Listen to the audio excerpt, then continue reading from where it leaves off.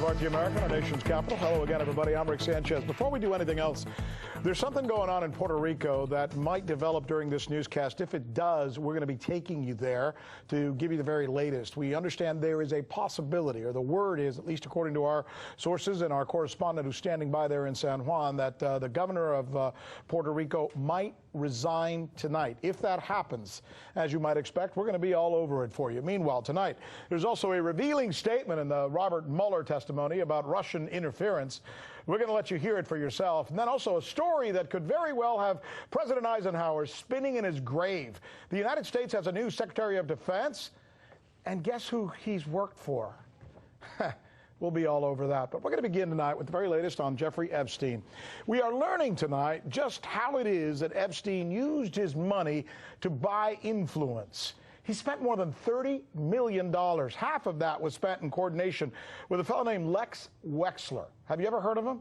He's a billionaire investor. He's also the CEO of Victoria's Secret. But there's a lot more to it than just that. Now, also tonight, Epstein is being tied to Deutsche Bank, with reports that he went to Deutsche because he knew they would be less willing to reveal information about him, even if it was questionable or even illegal. See, Deutsche Bank is already being investigated for its ties to, for example, President Trump and the Kushner Company. Now we learn that Epstein's dealing with Deutsche Bank are also coming into question. I want you to hear something.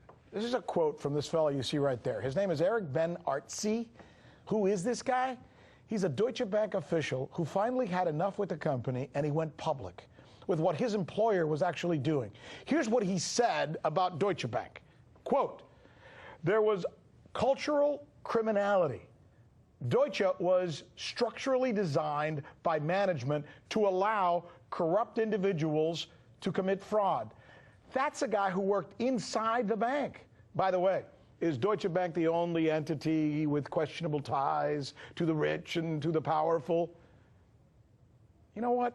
Maybe the best way to answer that is what happened when this fellow Artsy that I just showed you was bestowed with a multi-million-dollar award. They actually, the feds, right?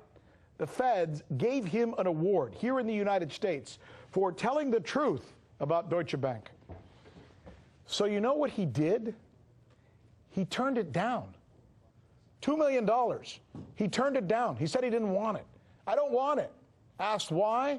He said because the problem is not limited to Deutsche Bank. And then he said this, and this will stay with you. Quote, "The legal system in America is driven by money, not by justice." And that brings us back somehow to Jeffrey Epstein, who was charged with sexually assaulting as many as 36 young women in Florida. 36. And he practically walked. What was it this guy Archie said? Think about it.